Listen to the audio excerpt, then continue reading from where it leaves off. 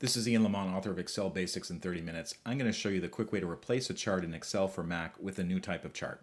Let's get started. So we have this chart here. It says total sales Q3 2024, and it's based on the data in the background here. And I'm looking at this chart, and I can see lots of problems with it. Like, values are kind of being overshadowed by the number here.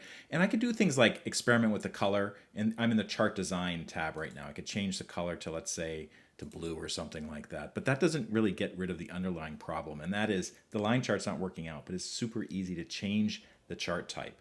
All you need to do, I don't need to rebuild the chart. All I need to do is in the chart design ribbon, make sure that's selected.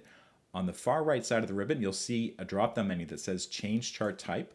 And then you'll see a whole bunch of different options there. So let's say that I want to change it to a pie chart. So let's just change it to a 2D pie, see what happens. Okay, so it changed it to a pie chart, but that's not much better. Like, I can't really make much sense of this at all. So let's change it again to something else. I'm going to select a column chart, and I'm going to select a 2D column. All right, this is much better. So the line is not obscuring the values there, and I can see things pretty clearly. Maybe what I want to do is spread it out a little bit more so the labels on the bottom here of the bars are easier to see and kind of tell the difference between them.